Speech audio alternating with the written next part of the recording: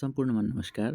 आज हामी यो भिडियोमा दाउन्ने सडक खण्डको हालको अवस्था हेर्न गइरहेका छौँ र यो भिडियोमा हामीले हेर्न सक्छौँ महेन्द्र राजमार्गको एउटा महत्त्वपूर्ण सेक्सन जुन दुम्कीबासदेखि बर्दघाटको सेक्सन रहेको छ र यो सेक्सनको निर्माण कार्य सम्पन्न हुने अवस्थामा नजिकै आइपुगेको हुँदा अबको अवस्था चाहिँ यस्तो रहेको छ। तपाईले देख्न सक्नुहुन्छ ढलान कार्य सम्पन्न हुँदै गर्दा यो बाटोको आवागमन सजिलो हुने भएको छ। अब भने केही पुराना फोटो तथा दृश्यहरू जुन चाहिँ यही दाउन्नेको अवस्थालाई जनाउँदछ।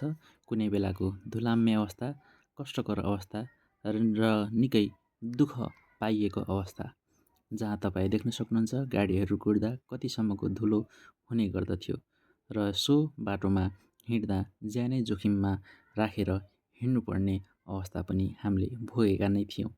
दाउन्नेको त्यो विगत र हविगत सम्झिँदा पक्कै पनि मनलाई पोल्नेछ र त्यो दुःखका समयहरू, कष्टकर यात्राका समयहरू पक्कै पनि सम्पूर्ण नेपालीहरूले बिर्सने छैनन्। यो दृश्यले पक्कै पनि मान्छेलाई रिस उठाउनेछ, दुःखको याद दिलाउनेछ र कष्टकर यात्राको सम्झना गराउनेछ। तर अबको यो भिडियोले मान्छेलाई पक्कै पनि खुसी दिनेछ कि अब त फाइनली यो बाटो सम्पन्न हुने अवस्थामा पुगिसक्यो र अब भने हामी यो यात्रा गर्दाखेरि कहिले पनि धुलो, हिलो, चिप्लो, जाम यो सबै कुनै पनि दुःख कष्ट भोग्ने छैनौँ। अब आशा गरौँ यो बाटोले जसरी आन्तरिक पर्यटन बढाउँदै गएको छ त्यसरी नै अब बाह्य पर्यटन पनि बढाउँदै जानेछ।